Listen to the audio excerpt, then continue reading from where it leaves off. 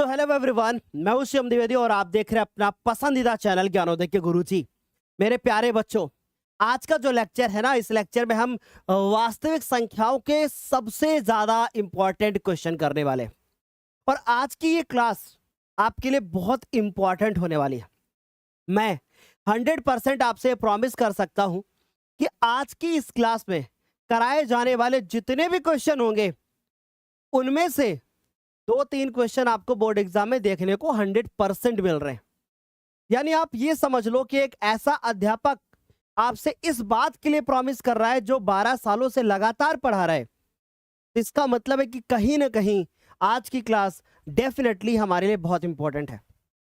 और आज की इस क्लास में हम 2 क्वेश्चन आपको ऐसे कराएंगे कि सेम टू सेम आपको बोर्ड एग्जाम में मिलेंगे, क्योंकि हर साल वही पूछे जाते हैं।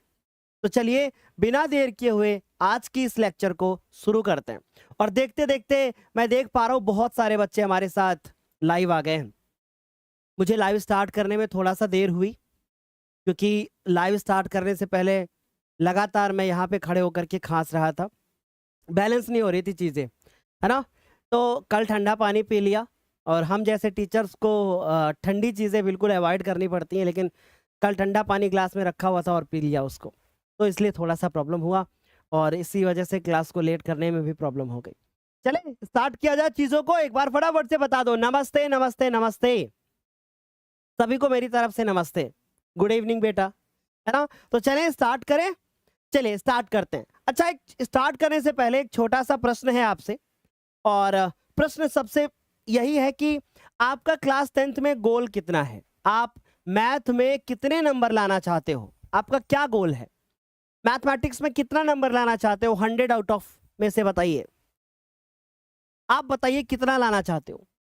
आप कितना भी लाना चाहते हो, पर मैं आपको एक बात बोलना चाहता हूं कि आप एक ऐसे चैनल पे वीडियो देख रहे हो जिसमें से हर साल बच्चे 100 में 100 लेकर के आते हैं, और उनकी उनकी कोई गिनती नहीं होती है कि कितने बच्चे लेकर के आते हैं।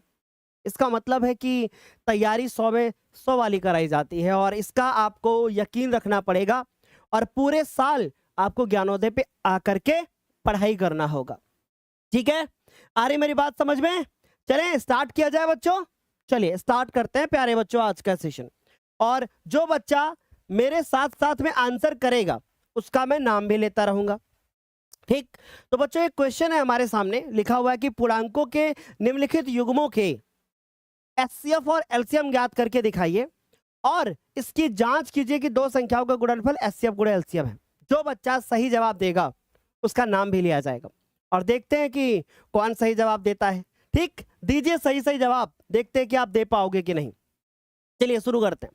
तो बच्चों पहले क्वेश्चन का हल करते हैं और देखते हैं कितने बच्चे इसका जवाब सही देंगे। और लिखने का तरीका, क्योंकि एक बात याद रखना कि बोर्ड एग्जाम में अगर आपको कोई टॉपर बनाएगा तो वो है लिखने का तरीका। और आप अगर आपका लिखने का जो तरीका है अगर वो बेस्ट हुआ तो नंबर भी बेस्ट मिलेंगे। और आपको कितना भी आता हो, लेकिन आप इस क्वेश्चन का आंसर तो जानते हैं पर लिखने का तरीका नहीं पता, तो नंबर नहीं मिलेगा। चलिए सबसे पहला काम क्या लिखना है मुझे लिखना है 26 के गुणनखंड। अगर मैंने 26 के गुणनखंड लिखे तो ये गलत तरीका होगा, ये गलत तरीका होगा। हमें क्या लिखना है? हमें लिखना है 26 के अभाज्य गुणनखंड। क्या लिखना है मुझे लिखना है 26 के अभाज्य गुणनखंड। तो यहां पर मुझे अभाज्य लिखना होगा। अब 26 के अभाज्य गुणनखंड में सबसे पहले 2 आएगा और 13 आएगा। क्यों, कैसे पता सर आपको? हमने 26 लिखा और हमने इसको 2 से सबसे पहले क्या कर दिया, डिवाइड किया, तो 13 आया, और फिर 13 को इससे कर दिया। ठीक, समझ गए बच्चों? आराम से क्लियर हो गया। इसका मतलब अब 2 गुणे 13, फिर सर जी 91। तो सबको पता है कि अगर 13 सत्ते कितना होता है, 91 होता है। तो अगर मैं इसके अभाज्य गुणनखंड करूं तो कितना आएगा? 13 सत्ते 91, यानी 7 गुणे 13। अब मुझे बच्चों क्या निकालना होता है? मुझे निकालना होता है मासा, यानी कि एचसीएफ। अब ध्यान से हमारी बात को समझने का प्रयास करना कि आखिर मैं कहना क्या चाहता हूं। अब मैंने देखा कि अरे 26 और 91 दोनों के गुणनखंड में से एक ऐसी संख्या आई है जो कॉमन है। कॉमन का मतलब उभयनिष्ठ है। तो ऐसे में हमने देखा कि अरे क्या उभयनिष्ठ है, तो हमने देखा अरे 13 इसमें भी है और 13 इसमें भी है, 13 ही हमारे पास कॉमन है। इसका मतलब बच्चों ये जो 13 दिख रहा है हमको, ये 13 ही हमारा क्या हो जाएगा, एचसीएफ हो जाएगा। अच्छा सर जी, मान लीजिए कोई और भी संख्या कॉमन होती तब, तो उसको इसके गुणे में लिख करके सॉल्व कर लेते। क्या बच्चों यहां तक सभी को समझ में आ गया? एक बार फटाफट से बताएंगे ताकि हम लोग आगे कंटिन्यू कर सके। समझ गए? किसी को कोई डाउट नहीं? Very good. चलिए अभी अगले क्वेश्चन का आंसर दीजिए और बताइए, इसी क्वेश्चन में बताइए कि एचसीएफ तो निकाल दिया सर ने, अब एलसीएम कितना होगा ये आप मुझे बताइए, जल्दी से बताइए कि एलसीएम कितना होगा। चलिए एलसीएम सॉल्व करते हैं, एलसीएम बताते हैं क्या होगा। सबसे पहले हमने देखा 13 कॉमन था, फिर सर जी जो बच जाए 2 गुणे 7 बच गया तो हमने 2 गुणे 7 लिख दिया, यानी गुरुजी 13 दूना 26 हो गया और फिर गुणे में 7 हो जाएगा, यानी गुरुजी हम 26 को 7 से गुणा करेंगे तो 7 छंग 42 के 2 हो गए, हासिल हुआ 4 और 7 दूनी 14 4 18, यानी सर गुरुजी आ गया 182। और 182 करने वाले सर कितने बच्चे हैं हमारी क्लास में? एक बार फटाफट से बताना। बहुत सारे बच्चे हमारे 182 कर रहे हैं, वाह क्या बात है। मोनिका, ठाकुर, रजत, शोभित, वाह क्या बात है, बहुत बढ़िया, बहुत अच्छा लग रहा है ना, सारे बच्चे आंसर करेक्ट कर रहे हैं, वेरी गुड। आगे चलते हैं, अगला आ जाए हमारे पास इसी में से। अब हमारे पास अगला आया 336 और 54। अगला जो हमारे पास दे रखा है वो क्या दे रखा है, 336 और 54। तो इसका स्क्रीनशॉट ले लो सारे बच्चे पहले, फिर मैं अब ये वाला करने जा रहा हूं 336 और 54। ले लिया स्क्रीनशॉट, मिटाऊं इसको। चलो अब अगले में क्या करेंगे, अब हमारे पास 336 और 54 है, तो अब मैं क्या करूंगा, मैं इसमें लिखूंगा हल दूसरे वाले में, और अब मैं करूंगा 336 के क्या, अभाज्य गुणनखंड, 336 के अभाज्य गुणनखंड, समझ गए? 336, चलिए 336 के अभाज्य गुणनखंड, 336 के फैक्टर देखते हैं सबसे पहले कौन बताता है। 2 1 कम 2, एक बचा गुरुजी, एक बचा, 13 हो गए, 2 छाक 12, एक बचा, 2 अट्ठे 16, फिर 2 से देखो, 2 अट्ठे 16, 2 चर को 8, फिर 2 चर को 8, 2 दूनी 4, फिर 2 से काटा तो हो गया 21, फिर 3 सत्ते 21, ये आ गया 7। यानी गुरुजी 2 को लिखना है 4 बार और 3 को लिखना है 1 बार और 7 को लिखना है 1 बार, समझ गए? यानी कि 2 को लिखना है 4 बार। गुरुजी अगर हम ऐसे लिख दें तो कोई दिक्कत? अरे कोई दिक्कत नहीं, तो 2 4 बार हो गया, लेकिन हम ऐसे ही लिख लेते हैं 2 3 4, फिर उसके बाद फिर कौन है, 3 गुणे 7, ये आ गया। फिर गुरुजी अब आ गया हमारे पास 54, 54 के अभाज्य गुणनखंड करते हैं, 2 से काटते हैं 54 को, बचेगा 27, फिर 27 को 3 से काट दिया, फिर 3 से काट दिया, फिर 3 से काट दिया, ये आ गया। यानी गुरुजी एक बात समझ में आ गई कि ये कॉमन था, गुरुजी ये कॉमन है और कुछ भी कॉमन नहीं है। क्या गुरुजी हमारा जो एलसीएम होगा, जो हमारा एचसीएफ होगा, क्या गुरुजी वो हमारा एचसीएफ 6 आएगा? क्या हमारे बच्चे 6 लिख रहे हैं? क्या 6 वाले हैं क्या सर बच्चे हमारे? हाँ वेरी गुड, बहुत बढ़िया। तो मोस्ट ऑफ द स्टूडेंट हमारे बोल रहे हैं कि सर अतः इसका जो एचसीएफ यानी कि एचसीएफ का मतलब सर क्या होता है, मासा, इसका जो मासा आएगा वो कितना आएगा, 6 आएगा। यानी मैंने देखा कि अरे इसका मासा तो 2 दूनी, देखो 2 पहले लिया कॉमन, फिर हमने 3 लिया कॉमन, 2 3 कितना होता है 6, यानी 6 आ गया, समझ गए? यानी 6 इसका एचसीएफ हो गया। सारे बच्चे एक लाइन से लिख रहे हैं एचसीएफ 6 हो जाएगा, 6 हो जाएगा, 6 हो जाएगा, बहुत बढ़िया, बहुत अच्छा लग रहा है। ठीक सर, ये जो कुछ अच्छी अच्छी कमेंट आ रही है ना, इनको पिन कर दीजिएगा, कमेंट इनके नाम पे क्लिक करके पिन कर दीजिएगा, ठीक है, ताकि और बच्चे भी देख लें इसको। अब उसके बाद एलसीएम के बारे में बात करते हैं। एलसीएम क्या होता है, लासा होता है, लासा होता है। अब एलसीएम देखो, जैसे मान लीजिए 2 और 3 तो कॉमन था, तो हमने 2 और 3 लिख लिया, समझ गए? फिर हमने देखा कि अरे 2 गुणे 2 गुणे 2 गुणे 7 बच गया था, यानी क्या बच गया, 2 गुणे 2 गुणे में 2, और फिर गुरुजी 7 बच गया, है ना, और गुरुजी नीचे गुणे 3 बच गया, 3 गुणे 3। अब गुरुजी इसको मल्टीप्लाई करना बड़ा कठिन है, कैसे किया जाए, कोई ट्रिक है क्या? देखो 2 3 6, ठीक है, 6 दूनी 12, जब तक आसानी से कर ले जाओ तब तक करते रहो, 12 दूना 24 और 24 दूना 48, ये लिख लो 48, लिख लिया। फिर देखो 3 6 त्रिक 3 त्रिको 9 और 9 सत्ते 63, यानी अब आ गया 63 गुणे 48। अब 48 को 63 से क्या कर दो, मल्टीप्लाई। 48 को 63 से क्या कर दो, मल्टीप्लाई। चलो ये आ गया कैलकुलेटर, और इस कैलकुलेटर में 48 को गुणा कर देना है 63 के साथ में, आ गया 3024। क्या बच्चे हमारे 3024 लिख रहे हैं? क्या बच्चे हमारे 3024 लिख रहे हैं?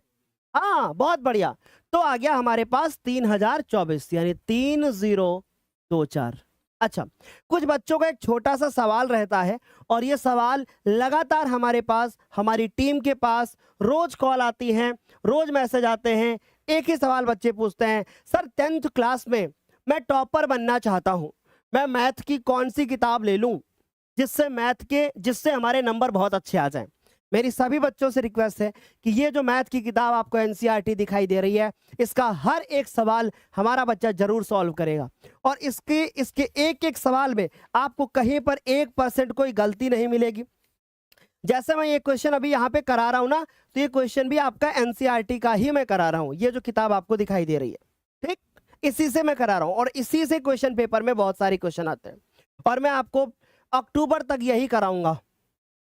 और अगर आप हमारे ऐप पे पढ़ते हैं तो इसका एक एक क्वेश्चन मैं आपको कराऊंगा, और जो कि मैं करा रहा हूं आज, वहां पे पहला चैप्टर पूरा हो गया है, ठीक, कल से वहां पे दूसरा चैप्टर स्टार्ट होगा। तो यहां तक तो आराम से समझ में आ गया गुरुजी, अच्छे से समझ में आ गया। अब गुरुजी कभी कभी क्या होता है कि ऐसी संख्याएं लिख करके आती हैं, मतलब 2-2 नहीं होती, 3-3 होती हैं, ऐसे में बड़ी प्रॉब्लम हो जाती है। और कभी कभी गुरुजी ऐसे क्वेश्चन बन गया, तो मान लीजिए ऐसे करके आ गया, तो क्या करेंगे वो भी बताएंगे आपको, निश्चिंत रहो आप हमारे लिए। चलिए पहला क्वेश्चन जरा ध्यान से देखिए। पहला क्या लिखा है? पहला लिखा है कि 12, फिर लिखा है 15, और क्या लिखा हुआ है, और लिखा हुआ 21। पहला काम क्या होगा, हम लिखेंगे 12 के अभाज्य गुणनखंड। क्या करेंगे? 12 के अभाज्य गुणनखंड। क्या आएगा 12 के अभाज्य गुणनखंड में? 12 के अभाज्य गुणनखंड में क्या आएगा, पूरा पूरा लिखो। 12 के अभाज्य गुणनखंड, यानी इसकी अभाज्य संख्याएं आनी चाहिए, है ना, इसके गुणनखंड में अभाज्य संख्याएं आनी चाहिए। चलिए 12 के करते हैं, तो 2 6 बचेगा, फिर 2 से करेंगे, फिर 3 बचेगा। देखो 12 हो गया, 2 दूनी 4, 4 तियां 12, ठीक है। इसी प्रकार से गुरुजी हम 15 कर सकते हैं। आंसर जब बच्चे हमारे करें तो सर बताना, इनके 2-3 बच्चों के बढ़िया बढ़िया नाम बताना, ठीक है। तो अब ये आ गया हमारे पास 15 के अभाज्य गुणनखंड। इसका आंसर देखते हैं कितने बच्चे बताते हैं। एचसीएफ क्या होगा, अच्छे से लिख करके बताइए।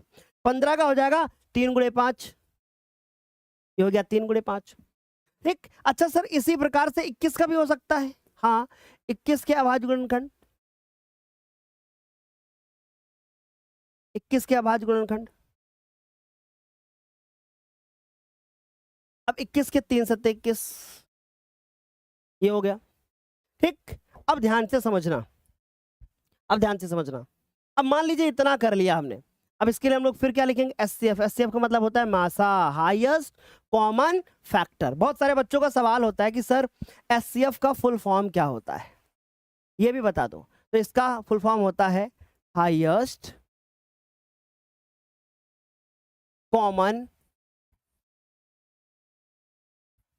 फैक्टर, है ना। फिर उसके बाद सर जी एलसीएम, लोवेस्ट कॉमन मल्टीपल।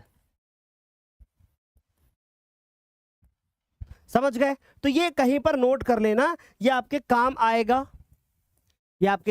कोई आपसे पूछ ही लिया बताओ तो कम से कम पता तो रहेगा ना बच्चों। चलो एचसीएफ देखो, हमने देखा, देखो तीनों में कॉमन क्या है, इसमें भी 3 है, इसमें भी 3 है, इसमें भी 3 है, तो हमने 3 ले लिया कॉमन। समझ गए? 3 कॉमन ले लिया। अब इसके अलावा तो कुछ कॉमन है नहीं। अब एलसीएम देखो, एलसीएम में मैंने देखा अरे 3 तो सब में कॉमन था, 3 लिख दिया। फिर जो देखा भी 2-2 में देखो, चेक करो कहीं कॉमन तो नहीं है, इन दोनों में चेक करो कुछ कॉमन नहीं है, इन दोनों में चेक करो कुछ कॉमन नहीं है, फिर इन दोनों में चेक करो कुछ कॉमन है, कुछ भी कॉमन नहीं है, जो बचा लिख दो। 2 गुणे 2 बचा, 5 गुणे 7 बचा, 2 गुणे 2 बचा और 5 गुणे 7 बचा। इसको गुणा करो, 3 दूना 6, 6 दूनी 12, 12 पंचे 60 और 60 गुणे 7 420। कितना हो गया? 420। ये आ गया। अब बताइए सर कितने बच्चे हमारे लिख रहे हैं 420? फटाफट से। वाह क्या बात है। दीपक, आदर्श, मुकेश, प्रीति, अमन, संगम, है ना, पवन, रंजना सिंह, कान्हा, मुकेश, आदर्श, बहुत बढ़िया, समझ गए। तो इस तरीके से इसका भी आंसर हो गया। अब यहां पे हमारे पास आता है दूसरा क्वेश्चन, और जो कि एलसीएम एचसीएफ का सबसे ज्यादा इंपॉर्टेंट क्वेश्चन है। बहुत ज्यादा इंपॉर्टेंट क्वेश्चन, बहुत ही ज्यादा इंपॉर्टेंट है। इसके लिए मेरे बच्चों एक छोटा सा आपको नोट मैं पहले बताऊंगा, और प्लीज उसको नोट करना अच्छे से।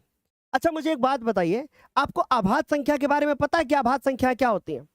वे दो संख्याएं जिनमें आपको कॉमन जो मिले वो एक मिले, इसके अलावा और भी कुछ आपको कॉमन ना मिले, उनको हम लोग क्या बोलते हैं? अभाज्य संख्याएं बोलते हैं।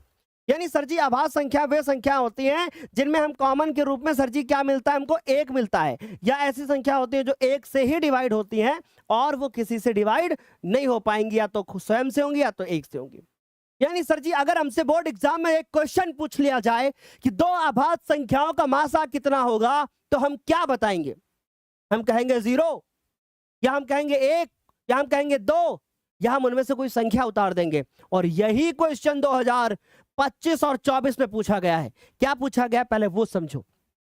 एक सवाल, एक नोट बहुत अच्छे से समझना। दो अभाज्य संख्याएं अगर कहीं पर दिख जाएं, दो अभाज्य संख्याएं दिख जाएं, या दो से अधिक अभाज्य संख्याएं दिख जाएं, दो अभाज्य संख्याएं अगर आपको दिख जाएं, तो उनका जो मासा होगा वो क्या होगा? सदैव और सदैव एक होगा। ये पॉइंट कहीं पर नोट करना, ये पॉइंट आपको आगे लेकर के जाएगा कि अगर दो अभाज्य संख्याएं दिख जाए कहीं पर, तो हमेशा उनका एचसीएफ क्या होगा? एक होगा। कारण? क्योंकि उनमें कुछ कॉमन ही नहीं होगा, क्योंकि उनमें कुछ कॉमन ही नहीं होगा। समझ गए? सिर्फ एक कॉमन मिलेगा बस। चलिए अच्छा, ये तो पहला नोट था। नोट नंबर 2, अगर दो अभाज्य संख्याओं का तुम्हें लासा निकालना पड़ जाए तो क्या होगा? तो देखो, दो अभाज्य संख्याओं का लासा, अगर तुम्हें दो अभाज्य संख्याओं का लासा निकालना पड़ जाए, दो अभाज्य संख्याओं का अगर तुम्हें लासा निकालना पड़ जाए, तो क्या होगा? उन संख्याओं का गुणनफल निकाल दो।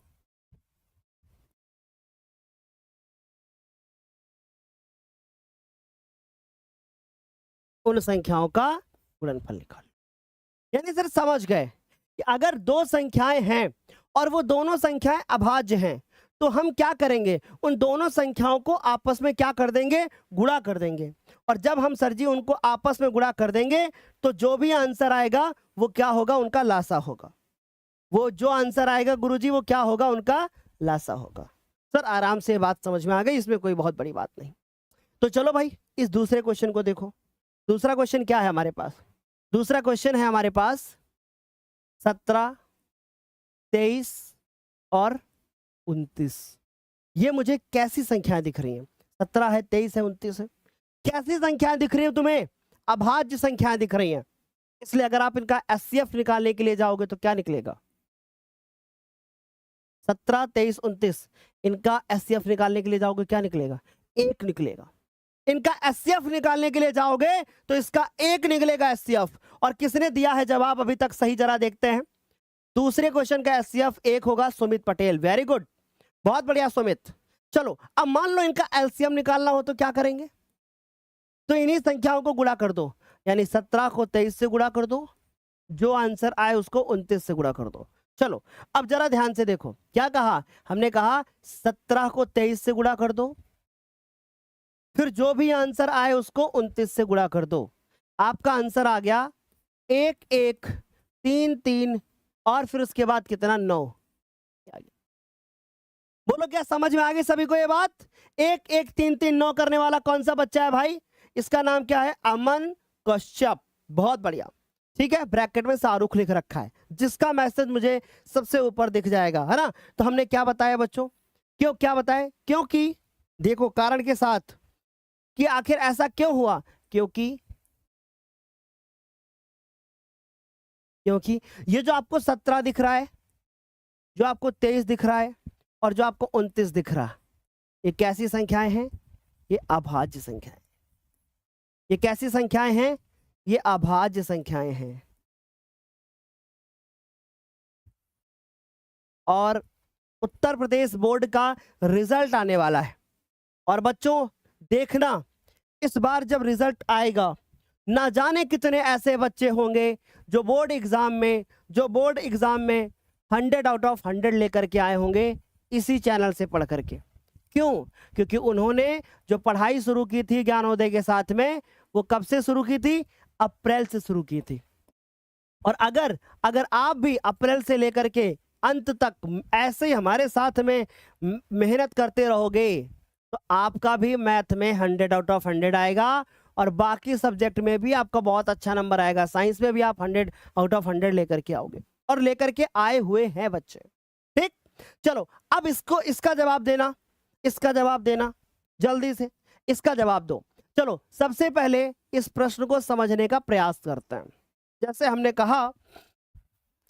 कहा मेरे बच्चों, हमने कहा कि HCF और ब्रैकेट में लिख दिया हमने 306 और फिर उसके बाद हमने कॉमा लगा दिया, हमने कहा 657। मैं आपसे एक सवाल पूछ रहा हूं, मैं आपसे ये पूछ रहा हूं, चलो इसका मुझे अर्थ बताओ। कोई बच्चा इसका मुझे अर्थ बता पाएगा कि आखिर इस ब्रैकेट में ये जो लिखा है बगल में HCF लिखा है, इसका मतलब क्या है? देखते कौन बताता है, जल्दी बताओ कि इसका HCF क्या होगा, क्या इसका HCF होगा? चलिए देखिए, अगर हमसे इसका अर्थ पूछा जा रहा है तो क्या बताएंगे? ये कह रहा है कि 306 और 657 का HCF जो निकालोगे वो 9 आएगा। यानी ये क्या कह रहा है? कह रहा है 306 और 657 का अगर आप HCF निकालोगे तो 9 आएगा। समझ गए? तो 9 आएगा। तो इसका मतलब ये है कि अगर सबसे पहले हम लोग ध्यान से देखें तो हम यही लिखेंगे कि हमें दिया क्या है, हमें क्या दिया गया है? हमें दिया गया है HCF, कितना दे रखा है? 9। हमें दिया गया है पहली संख्या, बहुत आसान प्रश्न है लेकिन ये हर साल बोर्ड एग्जाम में आता है। हमें दिया गया पहली संख्या, पहली संख्या हमें कितनी दी रखी है? 306। हमें दे रखी है दूसरी संख्या, विवेक सर एक बार मयंक सर की क्लास में जाकर के देख लीजिएगा, वो 0 वाला जो देखना है। तो यहां तक समझ में आ गई इतनी बात। अब इसके बाद आगे चलते हैं, इसको हल करते हैं। हमारे पास एक फॉर्मूला है, हमारे पास एक फॉर्मूला है। कौन सा फॉर्मूला है?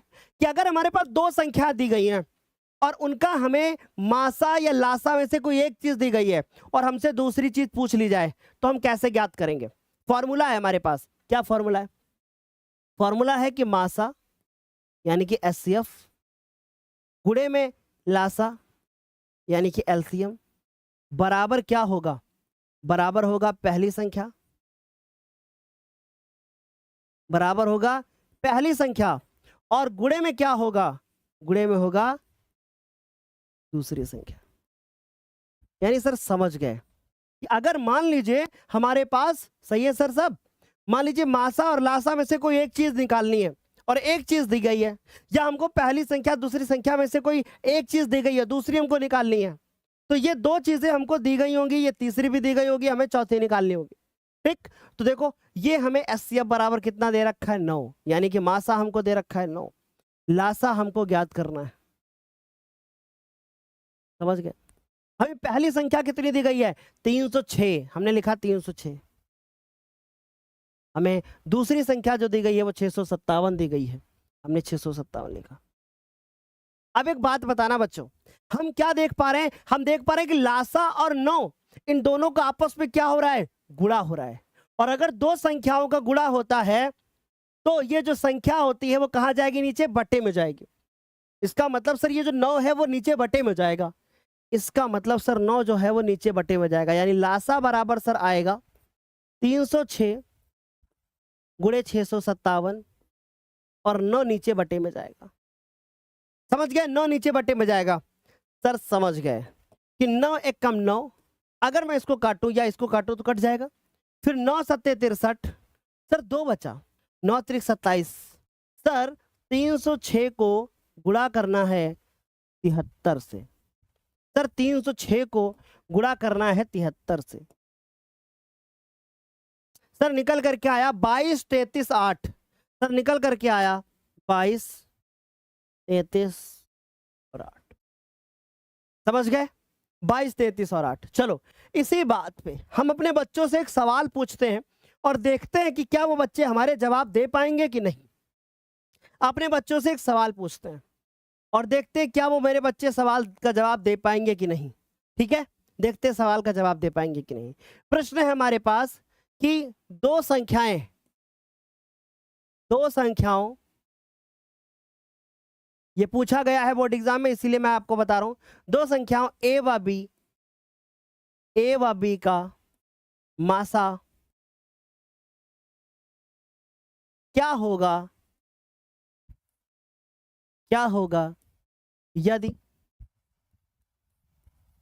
यदि दोनों संख्याएं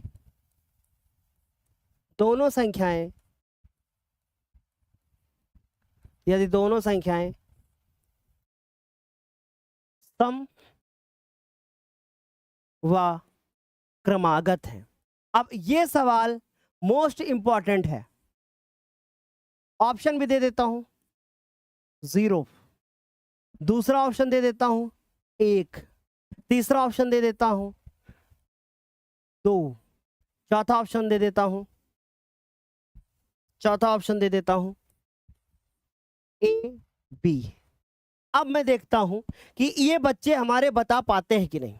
देखते हैं हमारे बच्चे बता पाते हैं कि नहीं। फटाफट से जल्दी से सारे बच्चे बताने का प्रयास करें। देखते हैं बता पाते कि नहीं। ये प्रश्न मोस्ट इंपॉर्टेंट है। मैं लिख देता हूं कि ये प्रश्न मोस्ट इंपॉर्टेंट है।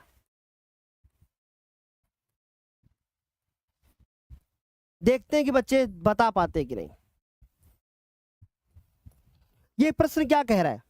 ये प्रश्न कह रहा है कि दो संख्याएं हैं और दोनों संख्याएं कैसी हैं? सबसे पहली बात सम है और दूसरी बात क्रमागत है। मुझे दो सम और क्रमागत संख्याएं बताओ जल्दी से। सर पहली संख्या हमने 8 मानी तो दूसरी 10। सर पहली संख्या 12 मानी तो दूसरी 14।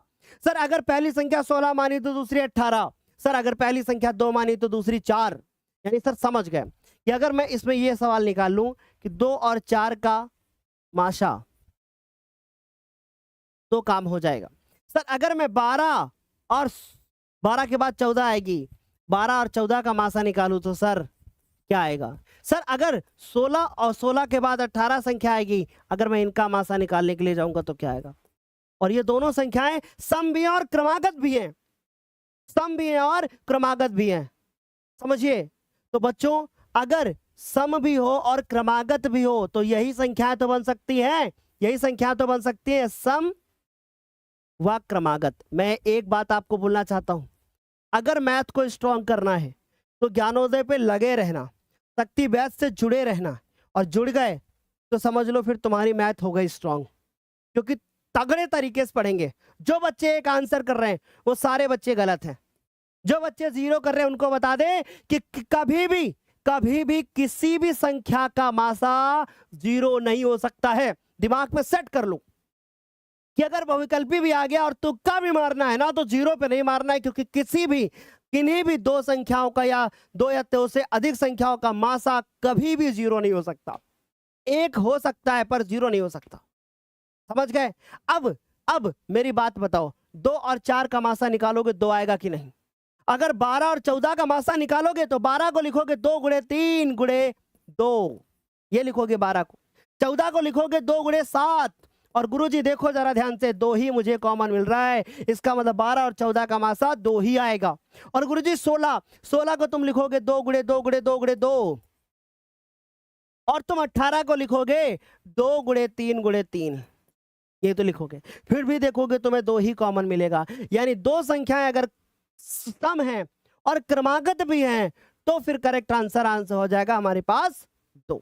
कितने बच्चों ने सर इसका आंसर कह दिया है 2? वाह क्या बात है। समझ गए? आ रही है मेरी बात समझे? सर कभी कभी क्या होता है, सेम क्वेश्चन दे देते हैं हमको और हमसे एक सवाल पूछ लेते हैं, हमसे एक सवाल पूछ लेते हैं, कह देते हैं कि दो क्रमागत संख्याओं का दो क्रमागत संख्याओं का हमसे एक सवाल पूछ लेते हैं, कह देते हैं कि दो क्रमागत संख्याओं का मासा क्या होगा। इस बार गुरुजी ना सम कहते हैं ना तो विषम कहते हैं, दो क्रमागत सम संख्याओं का विषम संख्या का कहते ही नहीं है, हमें ऐसे बोल देते हैं कि दो क्रमागत है, बस ऐसे कह दिया जाता है। गुरुजी अब बताओ अब क्या होगा, क्या 0 होगा, क्या 1 होगा, क्या गुरुजी 2 होगा, है ना सर, क्या होगा इसका आंसर, क्या होगा आपके अकॉर्डिंग, क्या होगा, ऑप्शन दीजिए सर। 0 होगा या 1 होगा, 2 होगा। देखते हैं कितने बच्चे अभी तक इसका करेक्ट आंसर कर पाते हैं। दो संख्याएं हैं और वो क्रमागत भी है, लेकिन सम विषम की बात नहीं की इस बार। दो संख्याएं मुझे जल्दी से बताइए जो क्रमागत हो, क्रमागत का मतलब जो क्रम से आ रही हो, वो कौन सी संख्याएं हैं।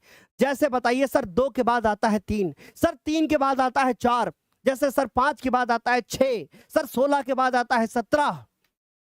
दो संख्याएं बताइए कोई भी, सर 8 और 9 बेस्ट, इसमें लेकर के बताओ। चलो मैंने कहा 8 और 9, कॉन्सेप्ट समझना। 8 के फैक्टर करो, 8 के गुणनखंड आएंगे 2 गुणे 2 गुणे 2, और 9 के करोगे तो 3 गुणे 3। क्या तुम्हें कुछ कॉमन मिला, क्या तुम्हें कुछ कॉमन मिला, नहीं मिला। अगर तुम और कोई संख्या ले लो, गुरुजी 12 और 13, 12 और 13, 12 के फैक्टर करोगे 2 गुणे 2 गुणे 3, और 13 का 13 ही आएगा। क्या कुछ कॉमन मिला, क्या कुछ कॉमन मिला, नहीं। अगर दो संख्याएं क्रमागत हैं तो उनमें कुछ भी कॉमन नहीं मिलेगा, इसका मतलब सर सिर्फ एक कॉमन मिलेगा, और एक मिलेगा तो सर करेक्ट आंसर 1 होगा। क्या हमारे बच्चे एक आंसर कर रहे हैं सर अच्छे से? एक आंसर हमारे बच्चे करेक्ट आंसर कर रहे हैं, एक हमारे बच्चे करेक्ट आंसर कर रहे हैं। इसी तरीके का एक सवाल और जो पूछा गया 2025 में, फिर एक्सरसाइज के क्वेश्चन करेंगे। एक और क्वेश्चन करते हैं जो मोस्ट इंपॉर्टेंट है। दो अभाज्य संख्याएं हैं, दो अभाज्य संख्याएं हैं, एक का नाम है P और दूसरे का नाम है Q। अगर तुमसे पूछ लिया जाए इनका मासा बताओ, चलो तुमसे यह सवाल पूछ लिया गया कि दो अभाज्य संख्याएं हैं, इनका मासा बताइए। सर पोल दे दीजिए हमारे बच्चों को इस पर जल्दी से। A B C और D दो संख्याएं हैं, एक संख्या हमारे पास है, एक संख्या है P, एक संख्या है P, दूसरी Q। क्या इनका अभाज्य है? दो कैसी संख्याएं हैं? अभाज्य हैं, दो अभाज्य संख्याएं हैं। कैसी संख्याएं हैं? अभाज्य, दो अभाज्य संख्याएं हैं। एक संख्या है P और दूसरी है Q। तुमसे पूछा गया है कि इन दोनों अभाज्य संख्याओं का मासा बता दो। दोनों अभाज्य संख्याओं का मासा फटाफट से बताओ।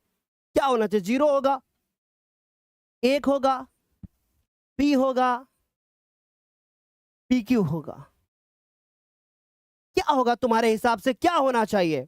दे दिया सर बच्चों ने हमारे आंसर, बहुत बढ़िया। कितने % बच्चों ने कहा है कि एक आंसर होगा, कितने % बच्चों ने कहा है 0 होगा? हाँ वेरी गुड। जो बच्चे 0 आंसर कर रहे हैं, सारे बच्चे अभी अपनी जगह से खड़े हो जाएं और 2 बार कान पकड़ करके उठा बैठक लगाएं, क्योंकि अभी भी मैंने सिखाया कि कभी भी दो संख्याओं का मासा कभी भी 0 नहीं हो सकता। तो 56% बच्चे अपनी जगह से खड़े होकर के तुरंत कान पकड़ के उठा बैठक लगाएं जैसे मैंने लगाया। अगर दो अभाज्य संख्याएं हैं, कोई भी संख्या ले लो, जैसे मैंने ले लिया 3 और 5, अगर तुम इनका मासा निकालने के लिए जाओगे तो तुम्हें 1 मिलेगा, तुम्हें 1 मिलेगा। अगर तुम 5 और 7 ले लो, अगर तुम इनका मासा निकालने के लिए जाओगे तो तुम्हें सिर्फ क्या मिलेगा? तुम्हें क्या मिलेगा? तुम्हें हमेशा 1 मिलेगा। कोई भी दो अभाज्य संख्याएं ले लो, यानी करेक्ट आंसर होगा बी। बी वाले कितने हैं सर? बी वाले कितने हैं सर? वाह 58% बच्चे, वाह क्या बात है, बहुत बढ़िया, बढ़ गए, परसेंटेज बढ़ गया, दिमाग आ गया सबके पास। चलो अब इसका जवाब दे डालो। और ये सवाल जो आपको स्क्रीन पे दिखाई दे रहा है, ये सवाल आपसे 2022 में पूछा गया था, और 2023 में पूछा गया था, और 2025 में पूछा गया था। क्या इस बार ये बोर्ड एग्जाम में आएगा? तुम्हें क्या लगता है? पहले तो ये बताओ, आएगा? अब तुम कहोगे सर जी 25 में आया था इसलिए 26 में नहीं आएगा। ऐसा कह सकते हो। तो मैं आपसे बोलूंगा 22 में आया था तो 23 में क्यों आ गया, है ना। चलो अब इस सवाल को देखो क्या कह रहे हैं। कह रहे जांच कीजिए कि क्या कोई भी प्राकृतिक संख्या है, अगर किसी प्राकृतिक संख्या n के लिए, यहां पर n होना चाहिए, किसी प्राकृतिक संख्या n के लिए, n है यहां पर, किसी प्राकृतिक संख्या n के लिए 6 की घात n 0 पर समाप्त हो सकती है। प्रश्न क्या कह रहा है पहले वो तो समझो गुरुजी, तभी तो समझ पाएंगे। समझिए मेरी बात। जैसे मैं आपसे एक सवाल पूछूं, मैंने कहा चलो मुझे बताओ 6 की घात 1 का मान क्या होगा। आप बोलो सर 6 की घात 1 का मान 6 होगा। मैंने कहा 6 की घात 2 का मान क्या होगा। आपने कहा सर 6 की घात 2 यानी 6 गुणे 6 यानी सर 36 होगा। मैंने कहा कि आप बताओ 6 की घात 3 का मान क्या होगा। उसने कहा अरे सर इसमें कौन सी बड़ी बात है, 6 की घात 3, सर 6 को 3 बार गुणा कर देंगे 216 आएगा। मैंने कहा ये बताओ क्या कभी भी जो आपको ये वाली संख्या दिख रही है क्या जीरो दिख रही, क्या क्या ये तुमको संख्या जीरो दिख रही, क्या लास्ट वाली, क्या ये लास्ट वाली संख्या तुमको जीरो दिख रही, क्या नहीं दिख रही, हर बार 6 आ रही है। मैं आपसे एक सवाल पूछता हूं, कब तक चेक करते रहोगे बच्चे, कब तक करते रहोगे। क्या ये बार बार 6 आएगा पीछे या कुछ और भी आ सकता है। तो पहली जानकारी बता दें, 6 की तुम कितनी भी घात कर डालो हमेशा जो तुम्हारा आंसर आएगा वो क्या आएगा, लास्ट में 6 ही आएगा। पहली जानकारी ये ले लो। दूसरी जानकारी ये ले लो कि क्या यह जीरो पे समाप्त होगी कि नहीं, यस और नो, नहीं होगी। कारण के साथ बताना है। अभी तो पता चल गया कि नहीं होगी, कारण के साथ। अब इसके लिए थोड़ा कॉन्सेप्ट पे नजर डालो, क्योंकि ज्ञानोदय पे कॉन्सेप्ट ही कॉन्सेप्ट। चलो कॉन्सेप्ट पे नजर डालो जरा, कॉन्सेप्ट पे नजर डालो। अगर कोई भी संख्या है उसके ऊपर कितनी भी घात लगी हो, लेकिन उस संख्या के गुणनखंड करने पे 2 और 5 आ गया तो इसका मतलब जीरो पे समाप्त होगी, इसका मतलब जीरो पे समाप्त होगी। जैसे कि एग्जांपल लो, जैसे मैंने कहा कि 30 की घात 2 यानी 30 गुणे 30, लास्ट में देखो जीरो आ जाएगा। 30 गुणे 30 यानी कि सर देखो 900 आ गया, आ गया। जैसे मैंने कहा कि 90 9 9 81, देखो पीछे जीरो आ गया, पीछे जीरो आ गया कि नहीं आ गया, आ गया कि नहीं आ गया बताओ। यानी सर समझ गए कि जो ये संख्या होगी इसके गुणनखंड में 2 या 5 आना चाहिए। तो हमने क्या लिखा, हमने लिखा, कॉन्सेप्ट समझ गए ना आप। तो हमने क्या लिखा कि यदि यदि क्योंकि 6 की घात n में आधार 6 का गुणनफल, ध्यान से समझना, जो आधार 6 का गुणनफल है वो क्या आएगा बताओ, 2 गुणे 3 होगा, है ना, 2 गुणे 3 होगा, है ना। यदि यदि गुणनफल यदि गुणनफल 2 गुणे 5 होता, है ना, यानी 2 गुणे 5 होना ही चाहिए था, एक बार कम से कम 2 और एक बार 5 होता, है ना। तो मैं लिख दूंगा कि यदि गुणनफल में कम से कम एक बार, कम से कम एक बार 2 व 5 होता, तब तब यह शून्य पर समाप्त होता,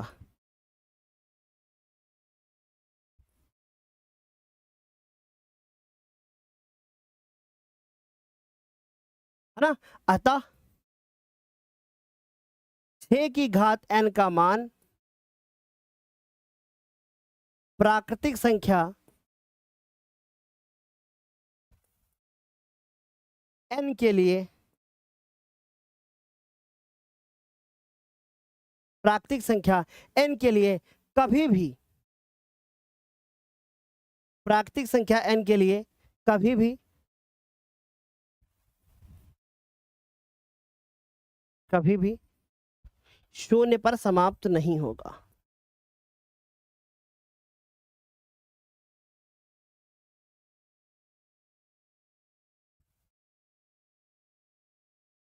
क्या ये कॉन्सेप्ट समझ में आया। एक बार सारे बच्चे बता दो, क्या ये कॉन्सेप्ट अच्छे से क्लियर हो गया? किसी को कोई डाउट तो नहीं ना? हाँ जी, वेरी गुड। 0 पर समाप्त नहीं होगी। रमेश, सुमित, रमेश, नमन शर्मा, दिलीप कुमार, है ना, आख्या, आदित्य, वेरी गुड, बहुत बढ़िया। मुझे लगता है मेरी क्लास में आज सब लड़के ही पढ़ रहे हैं, है ना, सब लड़कों के ही मैसेज दिखाई दे रहे हैं। ऐसा नहीं होता, लड़कियां छुपी रुस्तम होती हैं, पढ़ती रहती हैं पर बताती नहीं है बेटा, समझ गए? इसलिए संभल के रहना। चलो भाई, सॉरी लड़कियों। देखो जरा ध्यान से, इस प्रश्न को जरा ध्यान से देखना। क्या कह रहा है? कह रहा है कि व्याख्या कीजिए कि जो ये संख्या आपको दिख रही है ना, ये संख्या, क्या ये भाज्य संख्या होती है? क्या ये भाज्य संख्या होती है? मैंने क्या कहा? मैंने कहा भाज्य संख्या वो संख्या होती है जो दो से डिवाइड हो जाए, ऐसा कुछ नहीं, वो तो सम होती है। भाज्य संख्या एक ऐसी संख्या होती है जो 1 से डिवाइड हो, जो स्वयं से भी डिवाइड हो, और जिसको कोई और भी डिवाइड करके चला जाए, वो भाज्य संख्या होती है। सर थोड़ा और डीप में, थोड़ा और डीप में, थोड़ा और डीप में, चलो थोड़ा और डीप में समझते हैं। जैसे मैंने कहा 17 कैसी संख्या है? अरे गुरुजी ये तो अभाज्य संख्या है, इसका मतलब अगर 17 के बारे में बात करें तो सर इसमें केवल 17 गुणे 1 हो सकता है। यानी गुरुजी या तो ये 17 से डिवाइड होगी या तो 1 से डिवाइड होगी, मगर हम लिख ले 18, तो 18 को तुम 2 से भी डिवाइड कर सकते हो, है ना, 1 से भी डिवाइड कर सकते हो, 2 से भी डिवाइड कर सकते हो, 18 को तुम 3 से भी कर सकते हो, 18 को तुम 6 से भी कर सकते हो, 18 को तुम 9 से भी कर सकते हो, 18 को तुम 18 से भी कर सकते हो। यानी गुरुजी समझ गए, 18 के जो फैक्टर होंगे, यानी इसके जो गुणनखंड होंगे, उसमें सर ये आएगा 2 गुणे 3 गुणे 3, ये आएगा। या गुरुजी ऐसा भी तो हो सकता है कि 2 गुणे 9 आ जाए, है ना, या गुरुजी ऐसा भी तो हो सकता है कि 3 गुणे 6 आ जाए, ऐसा भी तो हो सकता है गुरुजी, ऐसे भी तो फैक्टर बन सकते हैं ना, हो सकते हैं कि नहीं? तो इसका मतलब बस डिफरेंस क्या है कि ये अभाज्य गुणनखंड है और ये अभाज्य गुणनखंड नहीं है, पर है तो गुणनखंड ना। यानी अगर किसी भी संख्या के अब गुणनखंड में 2 संख्याएं तुमको प्राप्त हो जाए जो कि कैसी हो, कोई भी हो, किसी प्रकार की भी हो, 2 संख्याएं प्राप्त हो जाए एक को छोड़ करके, तो वो संख्या हमारी भाज्य हो जाती है। वो संख्या कैसी हो जाती है? भाज्य हो जाती है। यानी अगर कोई भी संख्या भाज्य है तो उसके गुणनखंड में, मैं अभाज्य की बात नहीं कर रहा, उसके गुणनखंड में एक को छोड़ करके और उसको स्वयं को छोड़ करके बाकी दोनों संख्याएं आपको कोई 2 दिखाई देंगी। अब आप इसको देखो, यानी मुझे क्या दिख रहा? 7 गुणे 11 गुणे 13 और प्लस में 13। इंपॉर्टेंट प्रश्न है। मैंने कहा अरे देखो देखो देखो देखो देखो इसमें कितने पद हैं? आपने कहा अरे सर एक पद है, ये दूसरा पद है, और सर इसमें अगर हम ध्यान से देखें तो सर इसमें हमको 13 कॉमन मिल रहा है, यानी सर हम 13 बाहर निकाल सकते हैं। मैंने कहा निकाल लो।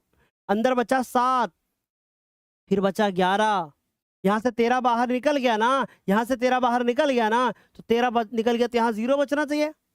गलती हो गई, 1 बचना चाहिए। गलती हो जाती है सबसे, 13 निकल गया और जो 0 बचना चाहिए। फिर से 13 गुणा कर दो अंदर, अगर यहाँ 0 कर देते तो 13 अंदर गुणा होता तो 0 नहीं बन जाता। समझ गए ना? इसलिए 1 बचता है, 0 नहीं बचता है। याद रखना है, छोटी छोटी मगर मोटी बातें तुम्हें कोई नहीं सिखाने वाला, तुम्हें ज्ञानोदय पे आना पड़ेगा। फिर उसके बाद मेरे बच्चों फिर क्या करेंगे? 7 गुणे 11 यानी कितना हो गया? 77, और 77 मैंने लिख दिया, मैंने 77 लिख दिया और 1 फिर से जोड़ दिया उसमें, यानी ये हो गया 78, और 78 ये हो जाएगा 13, यानी आ गया हमारे पास 13 गुणे 78। अब गुरुजी मैं 78 को 13 में गुणा कर लूंगा, यानी 13 को मैं गुणा कर लूंगा 78 के साथ में। आंसर आ जाएगा हमारे पास 1014, ये आंसर आ जाएगा 1014। अब क्या हमें गुणा करने की आवश्यकता है? नहीं। अगर हम गुणा ना भी करें ना तो भी काम चलेगा, तो हम गुणा नहीं करेंगे। हम क्या लिखेंगे? हम लिखेंगे, लेकिन जानबूझ करके करके दिखाया कि हाँ अगर करना चाहो तो कर सकते हो, ठीक, या आप चाहो तो कर लो, कोई दिक्कत थोड़ी ना है, लो ऐसे कर लो। तो लिखेंगे कि चूंकि यह संख्या एक से, स्वयं से व, अगर आप देखो दो से भी तो डिवाइड हो रही है, वह दो से भी विभाज्य है। बस कोई एक संख्या से दिखा दो, दो से भी क्या है, विभाज्य है। इसलिए यह एक कैसी संख्या है भाई, यह एक भाज्य संख्या है।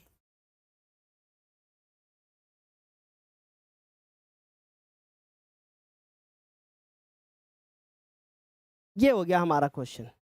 अब मेरे बच्चे जल्दी से बता दो, क्या यहां तक सभी को समझ में आ गया? एक बार फटाफट से बताओगे, समझ गए? हाँ? सर 11th क्लास को कब पढ़ाते हो? चलो अब मैं आपको एक बहुत प्यारी सी चीज बताता हूं, बहुत ध्यान से हमारी बात को सुनना। ज्ञानोदय पे कब कब क्लास चलती है उसके बारे में जानकारी ले लो पहले। एक क्लास चलती है सोमवार को, मैं टाइम टेबल लिख देता हूं, ठीक है? मंडे, ट्यूसडे, वेडनेसडे, थर्सडे, उसके बाद फ्राइडे और सैटरडे, ठीक? समझना, जो मंडे को क्लास चलती है वो चलती है मैथ की, है ना? आज कौन सा दिन है सर? वेडनेसडे।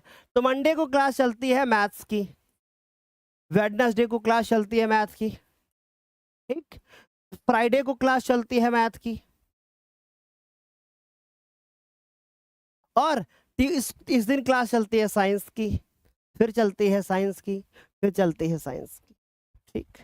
फिर समझना, फिर उसके बाद मंडे को यहाँ पे चलती है सोशल साइंस, ठीक है? सोशल साइंस ही है सर, हिंदी है ना? हिंदी है ना? हिंदी चलती है, फिर होती है इंग्लिश, अभी टाइम भी बताऊंगा, फिर चलती है सोशल साइंस, फिर चलती है हिंदी, है ना? फिर चलती है आपकी इंग्लिश, और फिर चलती है सोशल साइंस। ये वाली जो क्लास चलती है वो चलती है शाम को 4 बजे, और जो ये वाली क्लास चलती है वो चलती है आपकी 5:30 पे। लेकिन ये जो क्लासेस चलती हैं वो कहां पर चलती हैं? मन में एक सवाल आ रहा होगा। ये चलती हैं ज्ञानोदय के गुरुजी, ये क्लासेस चलती हैं ज्ञानोदय के गुरुजी ऐप पर, ठीक? प्लस एक क्लास चलती है शाम को यूट्यूब पर, और यूट्यूब पर कितने बजे चलती है? शाम को 7 बजे। हाँ, ये तो था हमारा 10th क्लास का। कुछ बच्चे हमारे 11th क्लास के भी हैं। 11th क्लास की क्लास चलती है रोज रात में 8:30 बजे से लेकर के, नोट कर लेना, रोज रात में 8:30 बजे से लेकर के 9:30 बजे तक, 8:30 बजे से लेकर के 9:30 बजे तक रोज चलती है, समझ गए? ये चलती है 11th की। 11th की क्या? मैथ, जो कि हमारे द्वारा पढ़ाई जा रही है, ठीक? समझ गए? आ रही मेरी बात समझ में? तो अब इस क्लास को मैं यहां पर एंड करूंगा, आज की इस क्लास को, है ना? और जाने से पहले बस एक बात बोलूंगा कि अगर बोर्ड एग्जाम में तुम्हें बहुत अच्छे नंबर लाना है तो ज्ञानोदय के गुरुजी ऐप पर जरूर आना है, ताकि आपकी तैयारी और बेहतर हो पाए, आपको मैथ साइंस की सारी क्लासेस मिल पाए, आप संडे को टेस्ट दे पाओ, ठीक? ये भी तो नोट कर लो, संडे को क्या होता है? इस संडे को शाम को, संडे को 2 चीजें होती हैं। संडे को सबसे पहले 10 बजे सुबह 10 बजे 10th वाले बच्चों को मिलता है WPP, एक वीकली प्रैक्टिस पेपर, जो कि इस संडे से मिलना स्टार्ट होगा। ठीक, और फिर उसके बाद होता है शाम को 6 बजे टेस्ट, जो कि इस बार संडे को बच्चों का एक पहला टेस्ट ऑर्गेनाइज होगा, पहला टेस्ट होगा बच्चों का, और पहला टेस्ट शायद मैथ का ही होगा। ठीक, आ रही मेरी बात समझ में सारे बच्चों को? किसी बच्चे को तो कोई दिक्कत नहीं, यहां तक आराम से समझ में आ रहा होगा। चलिए तो अभी एंड करेंगे यहां पर। सर 18 अभाज्य संख्या है कि भाज्य है? बेटा ये भाज्य संख्या है ना, हमने कब अभाज्य बोला इसको? वो अभाज्य है 17। ठीक, तो चलिए आज की इस क्लास को यहीं पे एंड करते हैं। अभी इस चैप्टर में जो क्वेश्चन रह गए हैं वो अगली क्लास में हम आपको बताएंगे। ठीक है, ओके बच्चों, तो एंड करें यहां पर आराम से, है ना? चलें, तो यहाँ पे एंड करते हैं आज की इस क्लास को। हाँ, जाने से पहले बस एक बात हम आपको बोलना चाहते हैं कि आपको अगर हर सब्जेक्ट की तैयारी करनी है, हर सब्जेक्ट आपको मजबूत करना है, तो ज्ञानोदय पे आना है ना? और हर सब्जेक्ट को आपको मजबूत करना है, और हर सब्जेक्ट की एक बेहतर आपको तैयारी करनी है। हर सब्जेक्ट के लिए आपको अपने आप को मजबूत करना है, चाहे वो आपका कोई भी सब्जेक्ट क्यों ना हो। ठीक, तो आप अपना सब्जेक्ट मजबूत कर सकते हैं। और बहुत सारे बच्चों ने ज्ञानोदय के ऐप को डाउनलोड कर रखा है, आप भी ज्ञानोदय के ऐप को डाउनलोड करें। और अभी शुरुआत हुई है, अभी हम लोगों ने पढ़ाना शुरू किया है उसके ऊपर। ठीक, तो आप जो क्लासेस आपकी छूट गई हैं, जैसे 2-3-4 क्लासेस आपकी छूट गई है, ज़्यादा नहीं छूटी हैं, तो जो आपकी छूट गई है वो आपको वहाँ पे मिल जाएंगी, है ना? आप उनको देख सकते हो। तो आप अगर हो सके तो आप जरूर आएं, ताकि आपकी हर सब्जेक्ट की तैयारी हो। कुछ भी ऐसा नहीं होगा जो आपको ना मिले। दूसरी चीज़ है, जब आपके बोर्ड पेपर होंगे, आपको टेस्ट पेपर, आपको उनका सॉल्यूशन, आपको मॉडल पेपर्स, PYQs, हर चीज़ आपको मिलेगी। आपको इधर उधर कहीं नहीं भटकना पड़ेगा। बोर्ड के द्वारा जारी किया गया पेपर सबसे पहले आप ही को सॉल्व कराया जाएगा, सबसे पहले आप तक पहुंचेगी सारी चीजें। ठीक,